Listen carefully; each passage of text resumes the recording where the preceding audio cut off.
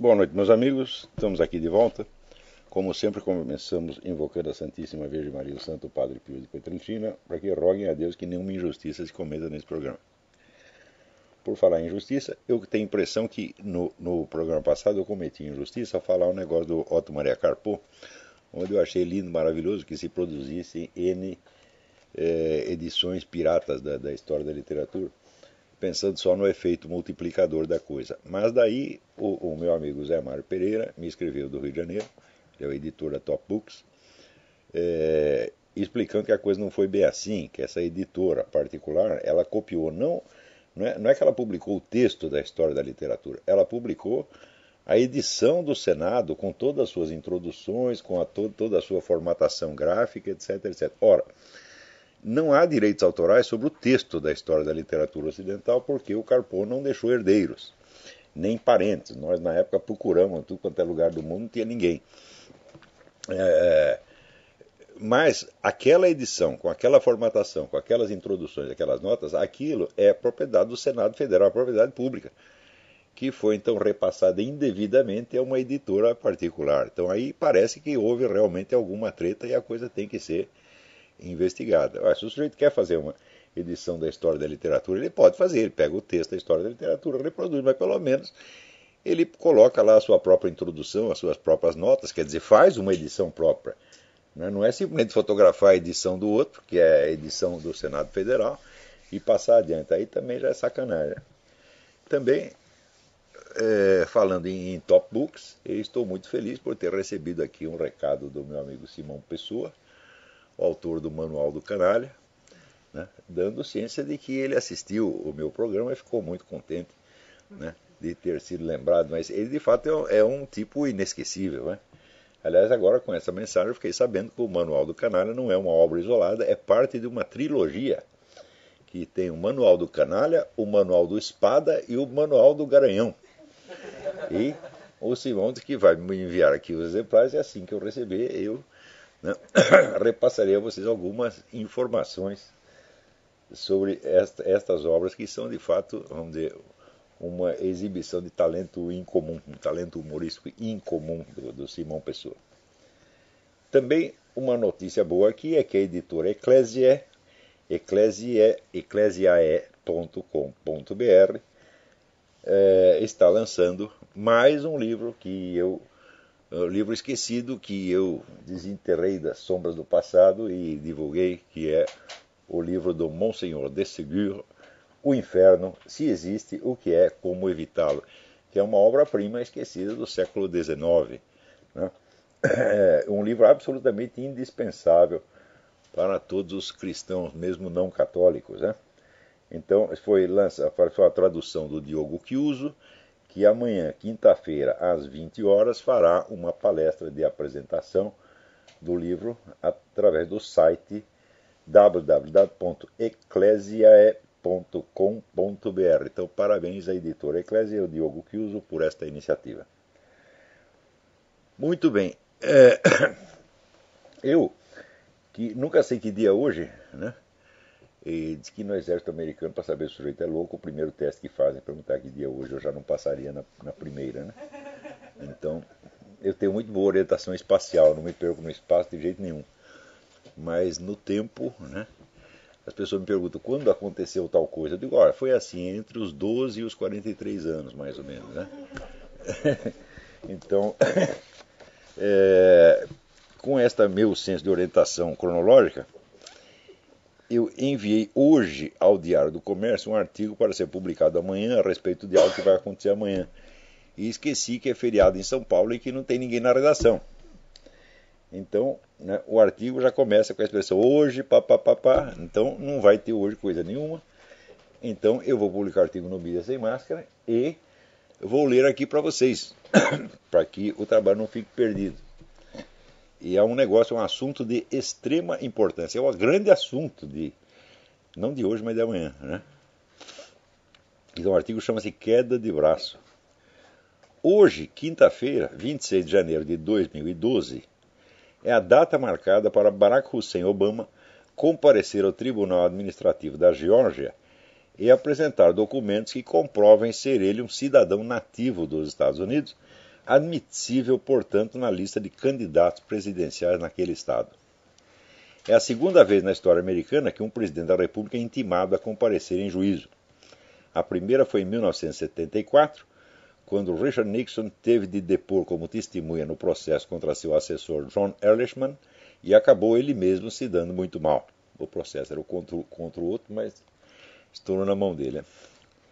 Os advogados de Obama tentaram livrá-lo do vexame, alegando que os estados não têm jurisdição sobre as eleições federais, o que é verdadeiro em tese, mas falso no caso concreto, porque admitir ou rejeitar candidatos nas listas eleitorais é de atribuição exclusivamente estadual.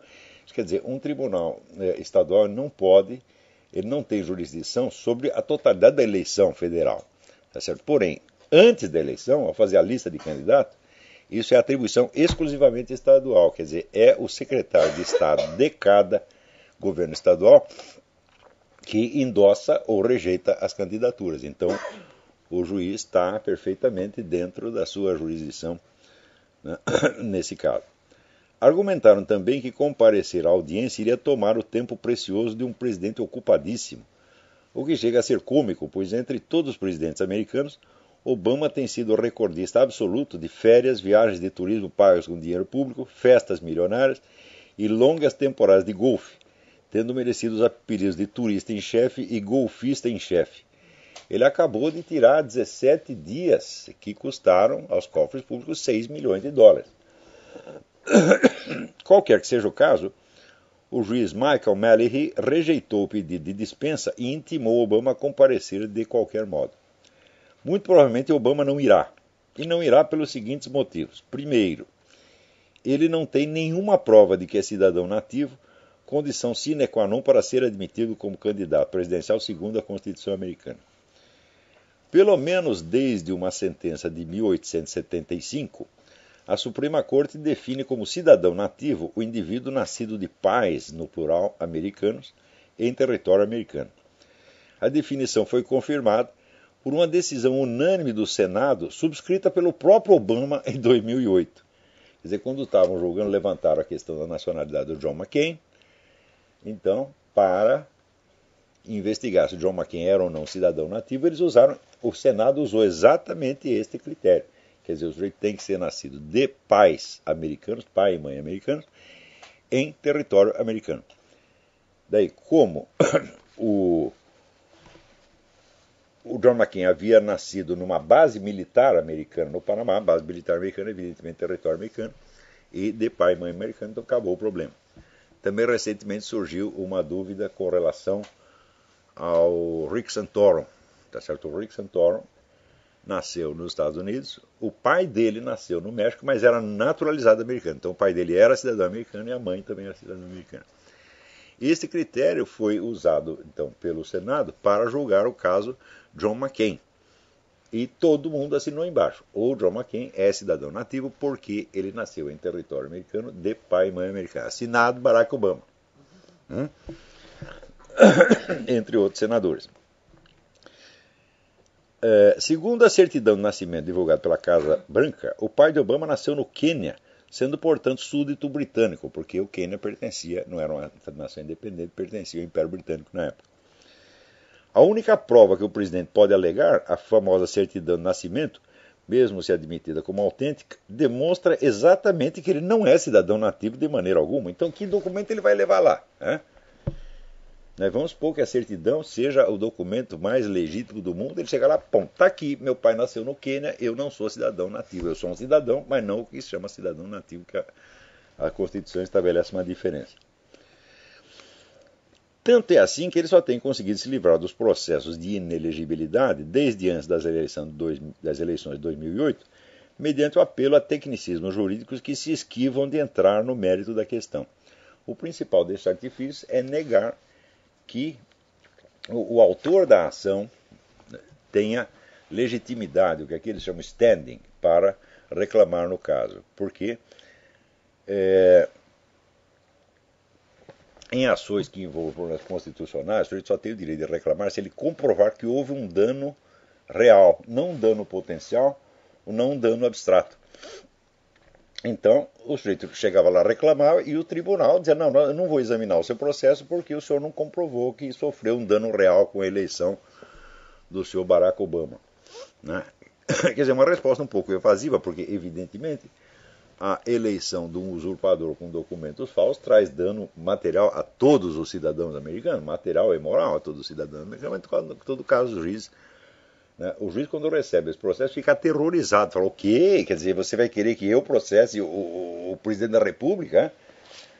Então o juiz fica procurando desesperadamente uma maneira de jogar o abacaxi para dentro, né? O meu pai, que era advogado criminal, ele já dizia o seguinte, olha, o juiz raramente é parcial em favor de uma das partes, mas ele sempre é parcial em favor de si mesmo. Né? Então, ocupação número 1 do juiz, tirar da seringa. Né? Se puder dar uma sentença inócua, ele dá. Se puder passar para diante, ele passa. E é exatamente o que esses juízes têm feito com essa batata quente da inelegibilidade do Obama.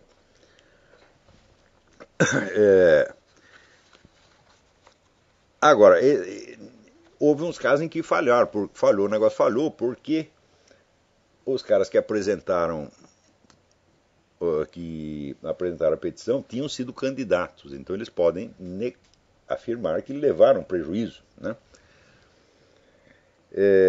Segundo, se a certidão de nascimento prova exatamente o contrário do que Obama desejaria provar, ela também não pode ser alegada em juízo por uma segunda razão. Praticamente todos os peritos que a examinaram asseguram que ela é falsa. Quer dizer, examinaram sobre vários aspectos. Quer dizer, um sobre o aspecto, vamos dizer, informático, mostrando que o negócio foi montado por Photoshop. Outro que é um especialista em artes gráficas, mostrou que o tipo de existe ali vários tipos de letras combinadas na mesma linha. O que simplesmente não é possível, não tem nenhum computador que faça isso.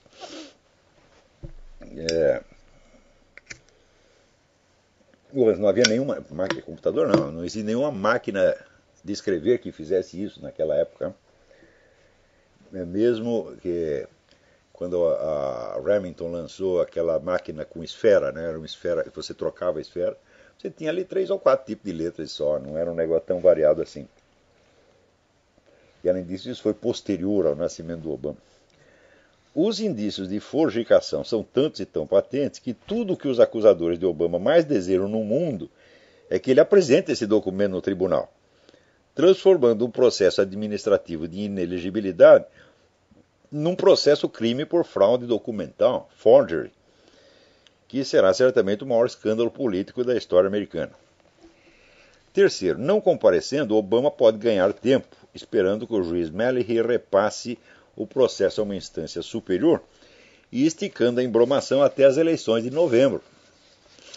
Mas há algum risco de que o próprio Tribunal da Geórgia, tendo em vista a ausência de provas de elegibilidade, suprima o nome de Obama da lista de candidatos, tirando-lhe milhões de votos e dando-lhe um exemplo que poderá ser seguido em outros estados. Isso é batata, quer dizer, se a candidatura dele foi impugnada na Geórgia, ele não se elege de maneira alguma. Quer dizer, a situação eleitoral dele já não é muito boa. Mas você perder todos os votos da Geórgia, eu falei, isso aí é letal. Até agora, a disputa dele, esse é o aspecto mais importante da coisa. Até agora, a disputa de elegibilidade tem sido uma queda de braço entre a letra da lei e a dificuldade política, alguns diriam impossibilidade absoluta, de aplicá-la contra a força maciça de um presidente que tem a seu favor a totalidade da grande mídia, o aparato repressivo do Estado e uma vasta militância alimentada por financiamento bilionário incomparavelmente superior aos seus adversários. Nada me tira da cabeça que Obama foi posto na presidência por pessoas perfeitamente cientes da sua inelegibilidade, com o propósito específico de minar o sistema constitucional americano. Porque se você pensar bem, por que apresentar o Obama? Obama era um sujeito que tinha 4 meses de experiência no Senado estadual. Então, de Illinois, né?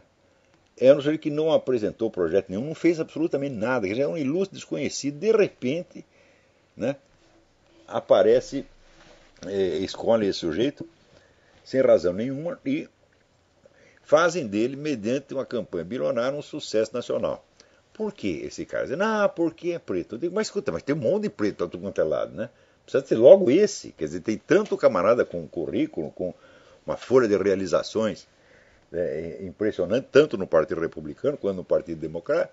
Por que tinha que ser logo essa nulidade, que é um sujeito que não tem documento, cuja história é toda misteriosa, né, porque não é só a certidão de nascimento que não apareceu, é praticamente todos os documentos dele, que tem uma história esquisita do negócio de como que ele viajou para o Paquistão na época em que era proibida a entrada de americanos no Paquistão, quer dizer, com que raio de passaporte ele entrou lá, porque se ele tinha um passaporte de outro país, então ele tem dupla nacionalidade, o que o tornaria ainda mais inelegível.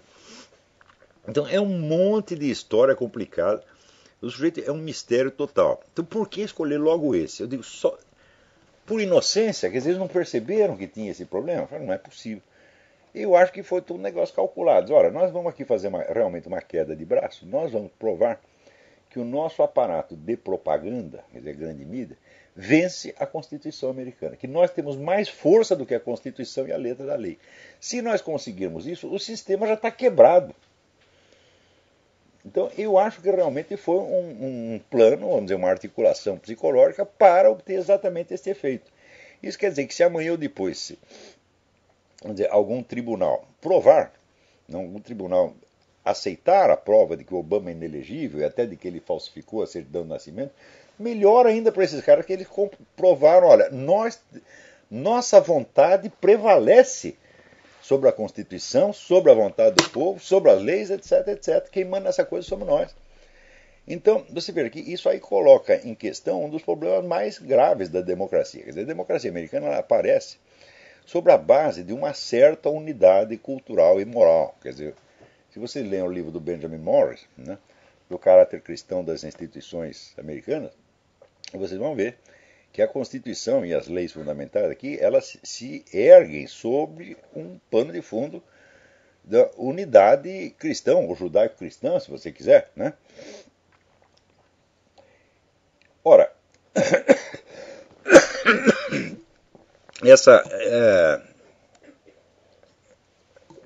tão logo essa coesão cultural é rompida, a democracia começa a funcionar ao contrário. Quer dizer, por exemplo, se você usa os preceitos da democracia para defender o seu direito de implantar a Sharia nos Estados Unidos, você está usando a democracia como instrumento para acabar com ela. Porque na Sharia, por exemplo, todas as outras religiões são proibidas. Você, para praticar uma religião que não seja islâmica, você precisa de uma licença especial do Estado e você só pode praticar na sua casa, não em público, né? Mesmo assim, o primeiro sinal que você der de que falou da sua religião com uma outra pessoa, você pode ser condenado à morte. Outra coisa, numa democracia você pode entrar e sair de quantas religiões você quiser. Isso até virou palhaçada no filme do Woody Allen, né? Que ele experimentava lá o Hare Krishna, o Rajneesh, né? Tudo para arranjar uma religião sob medida para a pessoa dele, né? Então, agora, no Islã, se você sai do Islã, se você abandona o Islã, você é um apóstata e você é condenado à morte. Aliás, esse é um dos aspectos fundamentais que me levam a acreditar que toda a existência política de Barack Obama é uma farsa, porque ele foi criado numa família islâmica, né? E, portanto, era muçulmano quando criança, e ele agora diz que é cristão, então ele é um apóstata, e se os muçulmanos o levassem a sério, então o condenariam à morte. Por que não o condenam à morte? É porque tem alguma coisa escondida aí. Porque alguém chegou, não, esse cara é nosso, ou é muçulmano mesmo, ou é nosso aliado, então não é para mexer nele, né? Então isso aí já é a prova de que toda a existência política de Barack Obama é uma farsa, né?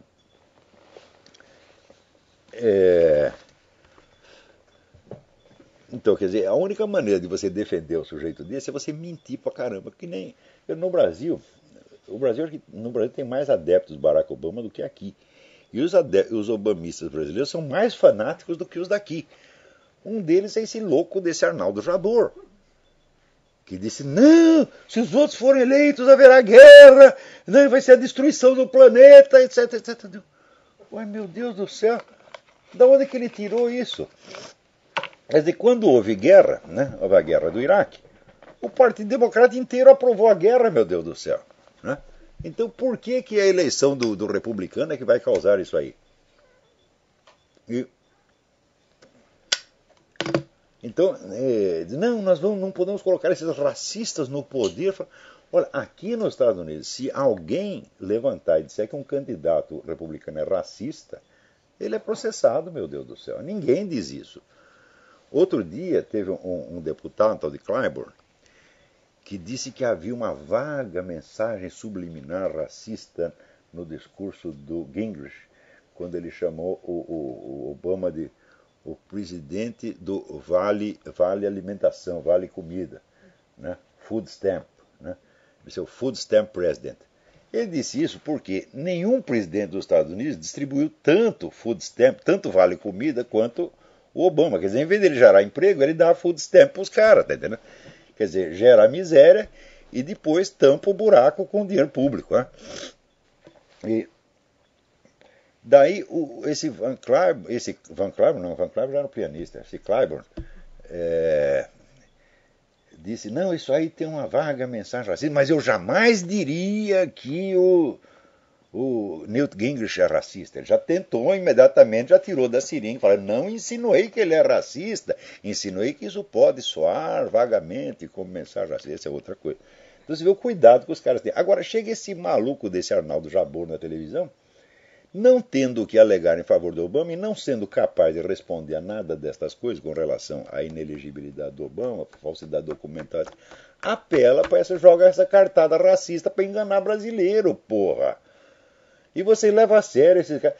Tem até milico que repassa artigo do Arnaldo Jabbour, todo entusiasmado. Você não entende que o Arnaldo Jabbour saiu da esquerda brasileira só para entrar na americana, né? Como, aliás, a totalidade desse pessoal, né, tucano, faz. Quer dizer, o sujeito se afasta da esquerda brasileira, porque é o PT, só por uma questão de que eles acham que é uma vulgaridade, eles entram numa esquerda mais elegante. Mais elegante quer dizer que tem mais dinheiro. Né? Agora, tudo que a esquerda brasileira faz é inventado pela esquerda americana. Então o que você fez? Você saiu da filial para entrar na matriz. E é isso que fez esse Arnaldo Jabbour. Então, bom, posso estar errado, mas a hipótese de que ninguém tenha reparado nas consequências legais da nacionalidade estrangeira de Obama pai é demasiado louca para ser verdade. Tanta inocência assim não existe no planeta Terra. Qualquer que seja o resultado de hoje, a dupla questão da elegibilidade e da falsidade documental continuará sendo investigada na comissão nomeada pelo xerife do condado de Maricopa, Arizona, Joe Arpaio, a pedido de eleitores da região. O próprio Arpaio foi intimado a depor no tribunal da Geórgia, mas já anunciou que não tem nada a dizer antes do término das investigações marcado para fevereiro. Tão logo noticiado o início dos trabalhos da comissão, o governo federal, quer dizer, foi o Ministério da Justiça, o Eric Holden, né? Reagiu ameaçando abrir um inquérito contra Arpaio por suposta discriminação contra hispânicos. Mas, solicitado a apresentar provas, recusou-se a fazê-lo e depois começou a amolecer buscando um diálogo com o xerife. Quer dizer, já está na cara que é treta. Primeiro disse, não, vamos processar. Daí o xerife falou, bom, tá bom, então me mostra as provas para eu poder fazer minha defesa. Eles não mostraram prova, coisa nenhuma. Daí já veio a conversa, não, nós queremos primeiro dialogar com o xerife, etc, etc. Então eu vou lá oferecer algum para o xerife calar a boca e tal, né? Então, além disso, esse cara do Departamento de Justiça, esse Roda, é o responsável pela operação Fast and Furious, aquela que entregou armas na casa do narcotraficante, alegando que era para obter informações sobre um outro traficante.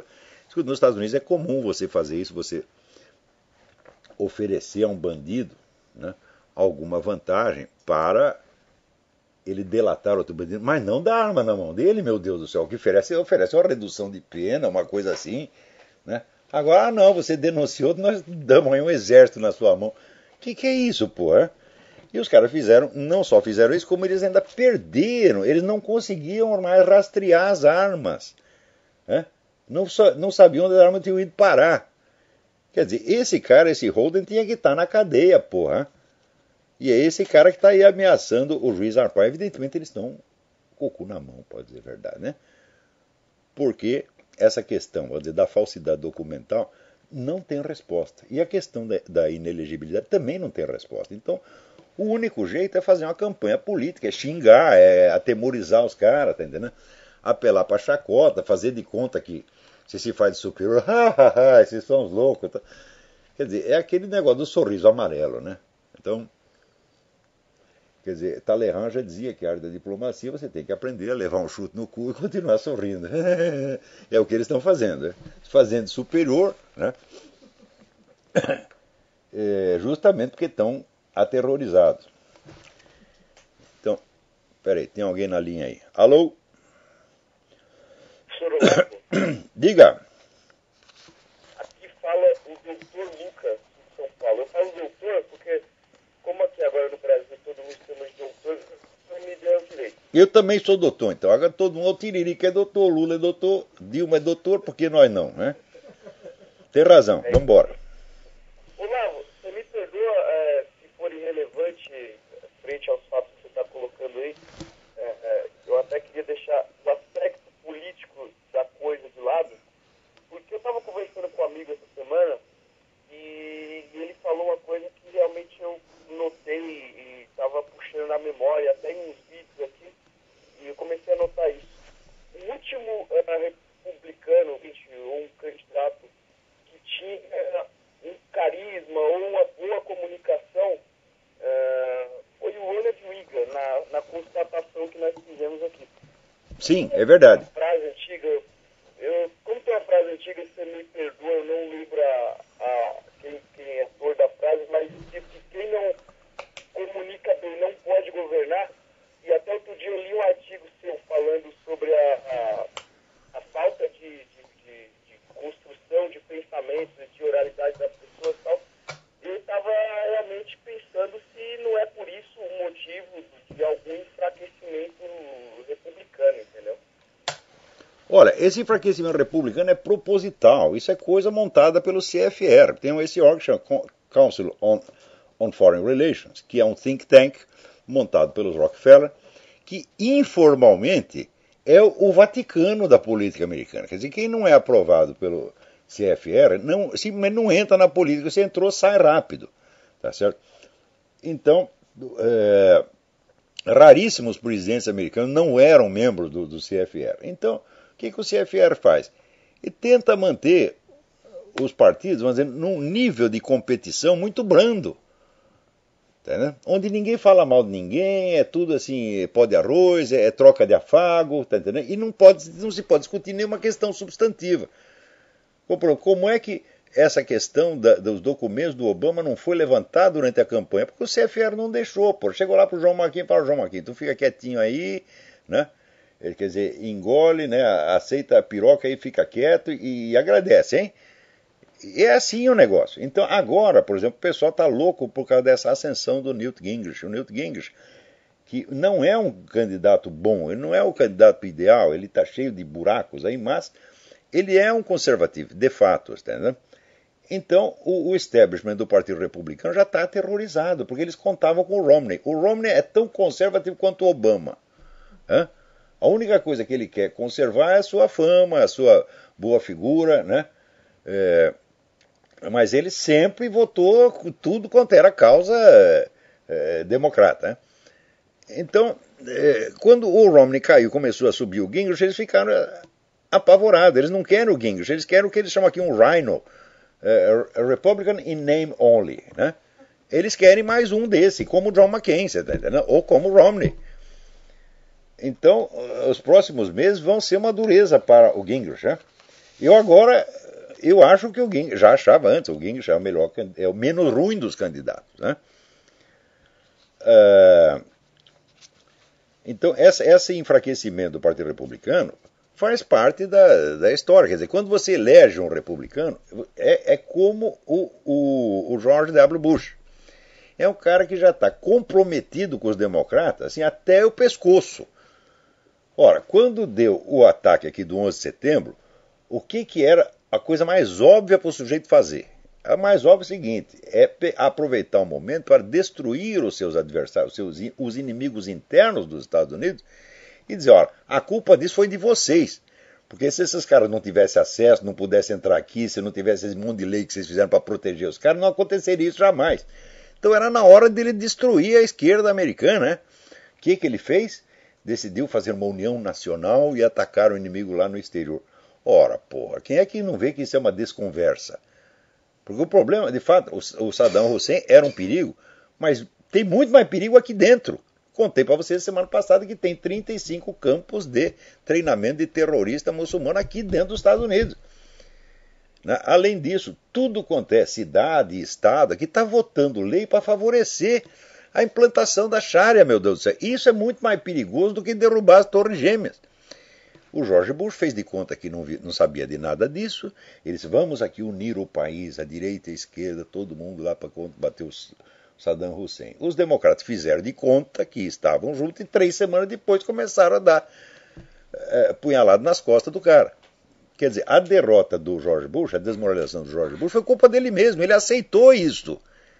E note bem, se o cara não aceita uma coisa dessa, ele arruma uma briga com o CFR, meu Deus do céu. E para brigar com o CFR não é qualquer um. Agora, tem aí o Ron Paul que finge que está brigando com o CFR, com o Federal Reserve, etc, etc. Mas veja você, o Glenn Beck mostrou que toda a equipe incumbida de traçar o programa de política externa do Ron Paul é gente do George Soros. Então não se discute mais. A política externa do Ron Paul é a do George Soros. Portanto, votar em Ron Paul é votar na política externa do George Soros. Ponto final. Agora, o meu amigo aí, o Biratan Iorio, diz, não, estão acusando, né, deixa eu até se acho aqui o artigo dele. Eu não sei onde foi parar. O Biratan Iorio, que é meu amigo, é uma pessoa de alta confiabilidade, né, jamais faria uma baixeza, ele está lá defendendo o Ron Paul, né, dizendo o seguinte, estão acusando o Ron Paul de pacifismo, mas quantas famílias americanas já morreram, né? Quantas guerras já não foram feitas só para satisfazer políticos ambiciosos, etc, etc. Quer dizer, são aqueles argumentos padronizados, aqueles slogans. Então, em primeiro lugar, ninguém está acusando o Ron Paul de pacifismo. Nós estamos acusando o Ron Paul de ser anti-americano. O Ron Paul só abre a boca contra os Estados Unidos. É um negócio impressionante. Para ele, os Estados Unidos é culpado de tudo que acontece no mundo. Então, exatamente a propaganda do George Soros pela boca dele. Eu não estou dizendo que ele foi financiado pelo George Soros. Não é esse o problema. Mesmo que ele não tenha recebido um tostão do George Soros. A política externa dele é a do George Soros. Portanto, é a política anti-americana. Ele chega, vamos dizer, o que ele mente contra os Estados Unidos é uma coisa impressionante. Não é questão de ser anti-americano. Todo mundo tem direito de ser anti qualquer coisa. Mas seja com base na verdade, como por exemplo, eu até comentei a semana passada o que ele falou do sistema judicial americano. O sistema judicial americano é racista, porque os negros são 12% da população e são 35% da população carcerária. Eu digo sim, só que eles são autores de 52% dos crimes. Então está faltando 17% lá. Então quer dizer que os negros aqui eles têm direito a cometer mais crimes sem punição do que os brancos, meu Deus do céu.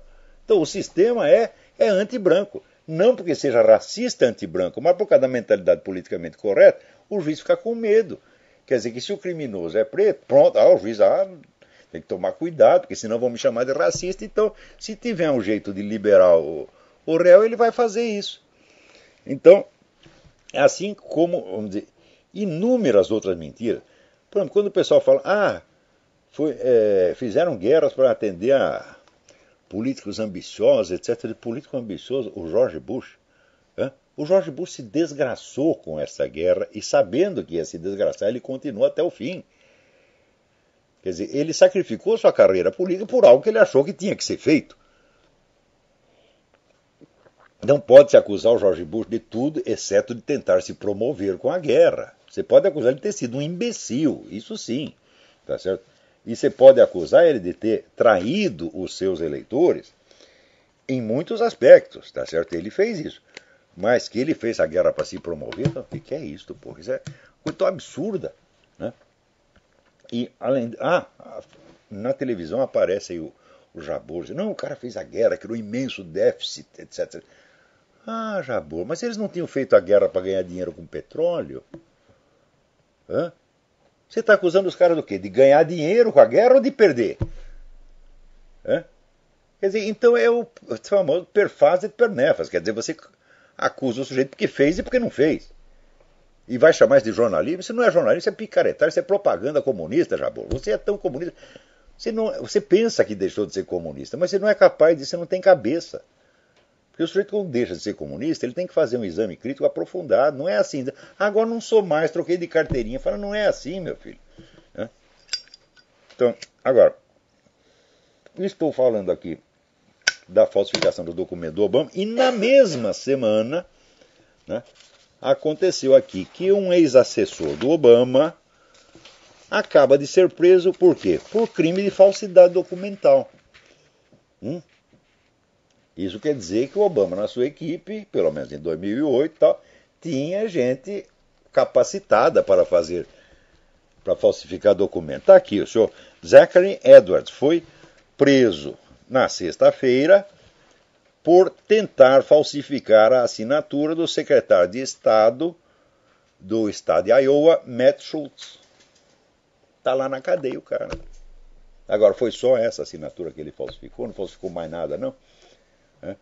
E você veja, o presidente está sob suspeita de ter apresentado documento falso. E na mesma semana é preso um assessor dele por falsificação do documento. Pô, quer dizer, o negócio está começando a dar muita bandeira. Peraí, tem alguém na linha. Alô, quem é? Alô, professor? Sim. Me ouvindo, professor? Perfeitamente. Eu sou também doutor, sou o doutor Felipe aqui de Porto Alegre. Ele que é o doutor Olavo. Tudo bem? Todo mundo é doutor nesta merda. Professor, saindo um pouco do assunto Obama aí, porque eu acho que isso aí só vai ser resolvido daqui a 50 anos. Eles vão dar um jeito de jogar para baixo do tapete agora. Eu queria falar um assunto que saiu há 2 programas atrás, que o senhor falou o seguinte, que a revolução é feita pelos bandidos e pelas putas. Isso. Eu já digo diferente, que a revolução aqui no Brasil está sendo feita pelos liberais. Ah, é verdade. Eles facilitam tanta coisa, né? Eles assim, você dá um pouquinho de liberdade econômica para eles, eles concordam com todo o resto, concordam com o abortismo, com o casamento gay, com cotas raciais, com tudo. Você tem razão. Eles são os melhores militantes que a esquerda pode ter, porque eles levantam todas as bandeiras da esquerda e não pedem um cargo. Exatamente, e faz de graça, Põe dinheiro do próprio bolso para isso. Eu só não sei se é consciente ou inconsciente, mas todos os liberais aqui são abortistas, são antirreligião. Eles não são ateus, eles são neo-ateístas militantes. Exatamente. Então, todos eles querem pegar os religiosos, jogar para dentro dos templos e botar fogo lá. Exatamente. Então é o programa do Georg Lukács, o programa da escola de Frankfurt. Eles são os primeiros que se apresentam. Porque, vamos dizer, é tudo um bando de cagão que tem medo de um esquerdista olhar feio para ele. Tem medo de ser chamado de fundamentalista. É o que falava o Jack Wheeler, o medo do mal olhado. Pessoal, você tem medo que alguém olhe feio para ele. Olha, quando o sujeito tem medo de apanhar ou de levar um tiro, eu entendo. Levar um tiro, pessoal, apanhar. Ter medo de apanhar eu já acho que é boiolice, porque apanhar, quando eu era moleque, a gente sempre brigava, um dia batia, outro dia apanhava, era uma coisa normal. Né? Hoje não, se dá um arranhão, chama as famílias, chama o juiz, né? Então todo mundo foi criado já dentro dessa atmosfera de boiolice estabelecida. Né? Então eles ficam com medo de que falem mal deles. Né? Um dia eu cheguei lá no Talpus, tinha um sujeito assinando uns livros, não era o Simão Pessoa, era um outro. Né? Deixa eu dar um exemplar aqui pro Olavo, senão ele me põe na próxima edição do Imbecil Coletivo. Né? Eu digo, qual é o problema, meu filho? Você entra no Imbecil Coletivo, você está famoso. Né? Você está com medo disso? Né? Outro dizia, eu sou aqui na carreira diplomática, eu não posso falar, senão eles acabam comigo. O que é acabar com você? Vamos mandar você para a Zâmbia? A Zâmbia tá cheia de guia pelada, rapaz. Aquilo lá é um paraíso do sem vergonha.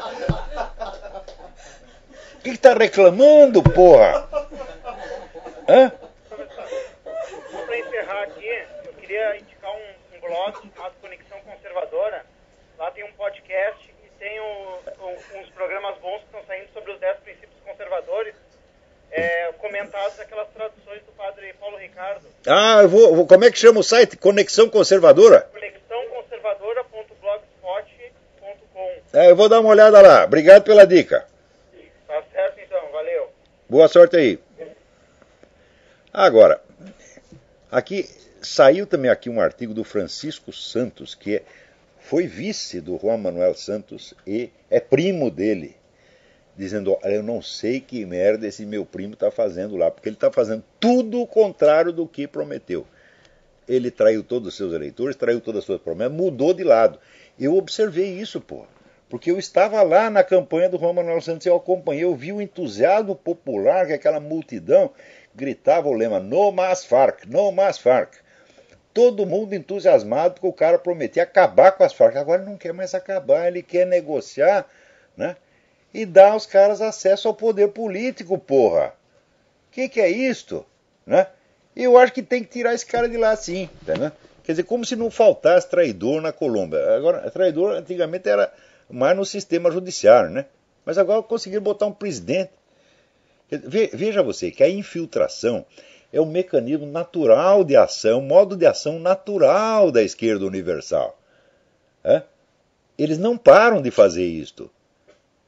Agora, o pessoal de direita não infiltra, nem faz sentido, quer dizer, você não pode fazer. Tem sentido, vamos dizer, um católico conservador infiltrar no Partido Comunista? Você não vai fazer isso nunca. Agora, o comunista, como já vive da duplicidade, porque já dizia Cristo que o diabo é mentiroso e pai da mentira, então esses caras têm a mentira no sangue. Então, para eles, ele entrar num ambiente conservador, se fazer de conservador a vida inteira, só para ajudar em coisinha pequena de vez em quando, ajudar os comunistas em coisas pequenas, quando eles mandam, isso é coisa normal. Eu conheci muita gente, meu Deus do céu. Eu não disse para você, na editora Abril, tinha lá uma célula comunista chefiada pelo Roger Carman, que era da diretoria da Abril, e que não dizia uma palavra em favor da esquerda. Nunca, era tudo encoberto. Então, isso era normal. E quando a gente via essas coisas, que a gente adorava essas pessoas, a gente tinha uma admiração incrível pelo cara que conseguia passar por conservador a vida inteira. É por isso que aqui a resposta que o Dom Lourenço deu a respeito do meu negócio, aquele negócio que eu falei da infiltração, né, do pessoal da Tarica do Chouon na igreja Sociedade São Pio X, do Monsenhor Lefebvre, essa resposta, eu espero que seja verdade, mas ela não é totalmente satisfatória, porque ele diz, não, eles nunca deram nenhum sinal de guenonismo, etc. Mas quem falou que é para dar sinal? Infiltração não é para você dar sinal de nada, porra. Você não infiltra um cara lá para ele ficar pregando coisa. Ao contrário, ele tem que parecer, né, mais conservador do que os conservadores. E de vez em quando o partido pega, quebra um galho aqui, coloca uma pessoa em tal cargo, né, me passa tal documento. É isto. Né? Você veja, leia nas memórias do Whittaker Chambers, que se chama Witness. Ele era um militante do Partido Comunista. Daí chamaram ele para trabalhar na parte clandestina.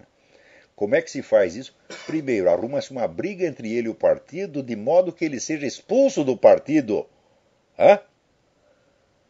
Para daí ele vai trabalhar para espionar. É assim que se faz, pô. Agora você acha que vou infiltrar um comunista na igreja para ele chegar lá e ficar balançando um exemplar do Manifesto Comunista. Por que é isso, Dom Lourenço? A coisa não é assim.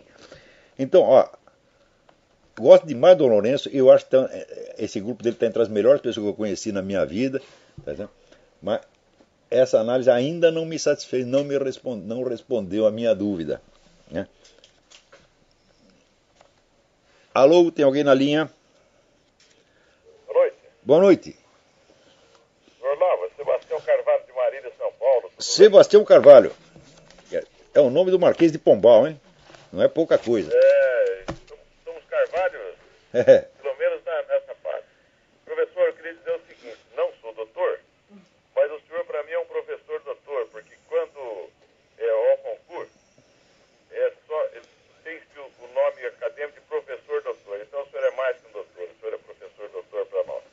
Muito obrigado. E outra coisa que eu queria dizer que... Espero que a USP não concorde com você. É que não é só os liberais que acabam com o problema, não. É a Igreja Católica, a Teologia da Libertação também. Mesma coisa, exatamente, tem razão. Esses bispos do acambado de filha da puta, tá entendendo? E outra coisa, olha, o senhor fez uma profecia, até eu mandei, sem ser mais astrólogo, que eu sei que não é, um e-mail para o senhor há uns 3 meses atrás, do Marinho, lá do Rio de Janeiro, que fizeram um casal Marinho, pegou a menina acadêmica para morar com eles, e no fim ela começou a mexer com as filhas deles, mandaram ela embora. Ela entrou com ação e ganhou. Ganhou? Sendo obrigada a pagar a pensão por mês. Olha só que beleza. Maravilha. Então, tua profecia, você precisa parar de fazer profecia, doutor. Senão a coisa vai longe. Hein? O negócio agora, para você ver como é que é a coisa, o negócio tá pior, porque aqui, acabam de passar a lei 12.594, lei federal.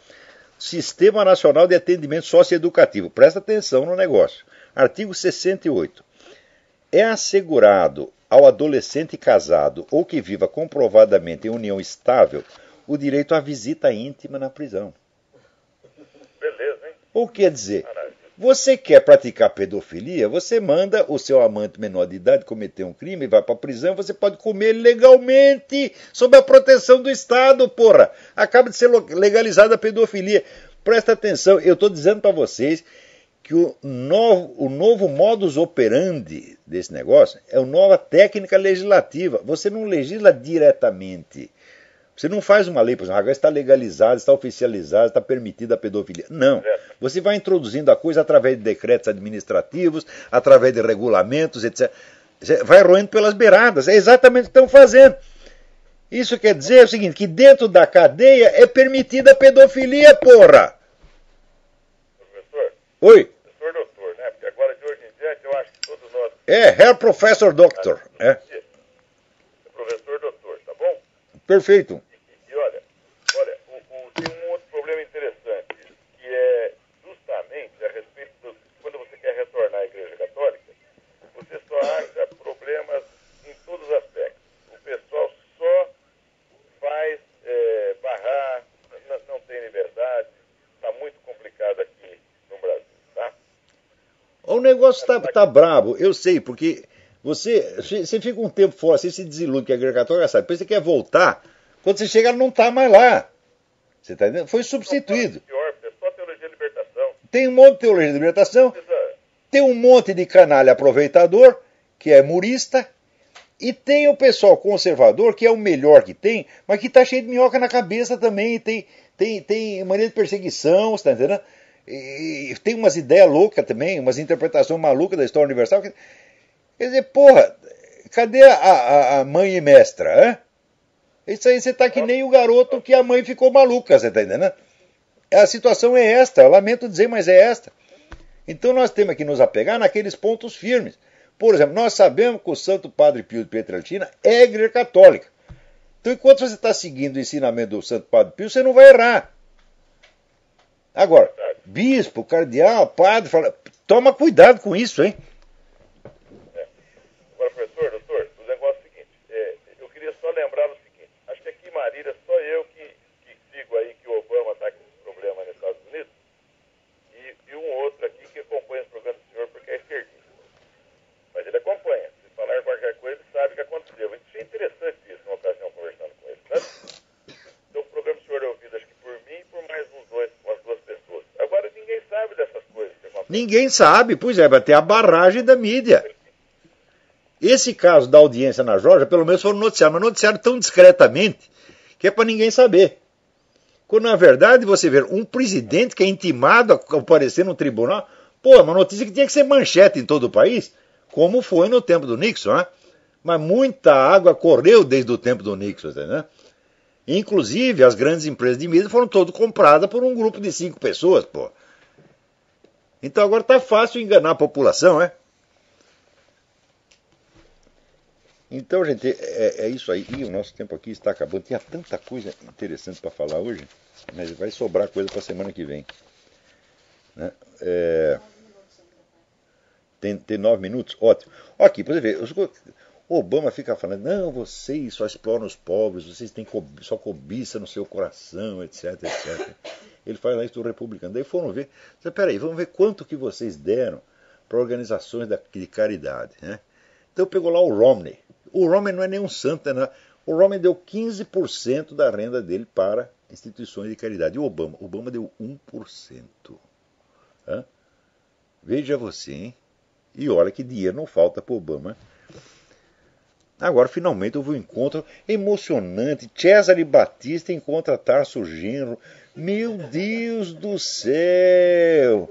Né? É aquele negócio, nunca te vi e sempre te amei. Né? Não é comovente? Comovente também esse negócio, o pessoal que fez passeata lá para defender a integridade da Cracolândia. Né? Eu estou lendo aqui no Reinaldo Azevedo que ele dá uma lista de entidades, ele tem razão. Tem mais entidade do que militante o negócio, pô. A lista não acaba mais. Conseguiram juntar umas 600 pessoas, né? E fizeram lá. A integridade da Cracolândia é uma questão humanitária. Né? Olha aqui, os direitos dos craqueiros, ou cracômanos. Né? Ó, tem uma entidade aqui que chama Dolores Boca Aberta Mecatrônica.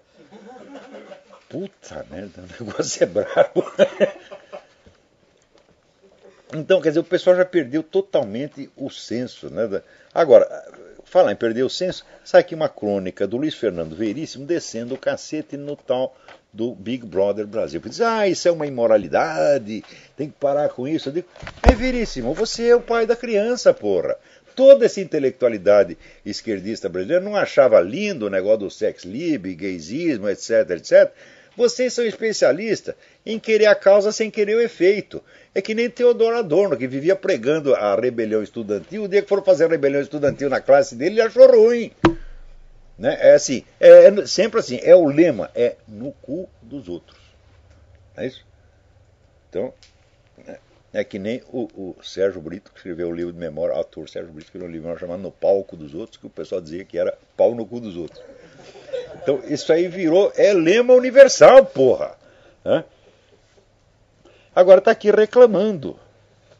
O Big Brother Brasil não é nem um programa cultural, nem educativo, nem acrescenta informações e conhecimentos intelectuais aos espectadores, nem aos participantes. Você tem toda a razão. Só que comece por confessar. Meu filho, faça que nem eu. Eu, por causa de 2 anos de participação na esquerda, até hoje eu peço desculpa. E tento consertar, tento limpar a merda que eu espalhei.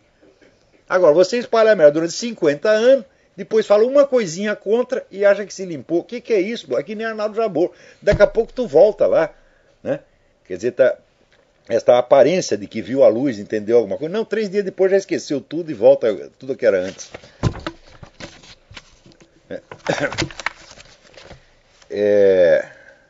É que nem Fox News deu a impressão de que era conservador, agora já está cheio de feminista, esquerdista, é sempre assim. Agora, vocês viram o discurso do Obama, do State of the Union, foi discurso eleitoral, ele dizendo, não, nós criamos 3 milhões de empregos. É mentira!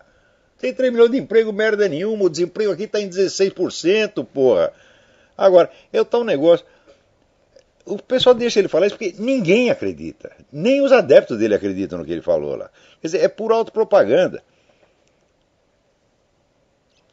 Agora, tá falando de perseguição à religião, aqui tem um pastor criacionista que criou inclusive um museu criacionista. Daí o cara estava fazendo muito sucesso, inventaram que ele estava pregando, né, a desobediência civil, pregando para o pessoal não pagar imposto. É mentira, ele nunca fez isso. O cara está na cadeia faz 5 anos. Né? Está vendo como é que se implanta aqui o evolucionismo? Não é por argumentação científica, é prendendo os caras, demitindo, sacaneando, boicotando. É assim que se faz. Né? Então é por isso que eu digo, a classe científica, meu filho, é tão confiável, tá certo, quanto a quadrilha do Al Capone. Quer dizer, a fraude científica se tornou norma. Nos últimos 40 ou 50 anos virou norma. Né? Então, aqui tem uma lei, em alguns estados tem uma lei que obriga você a apresentar os dois lados de uma questão, por exemplo, aquecimento global. Tá certo?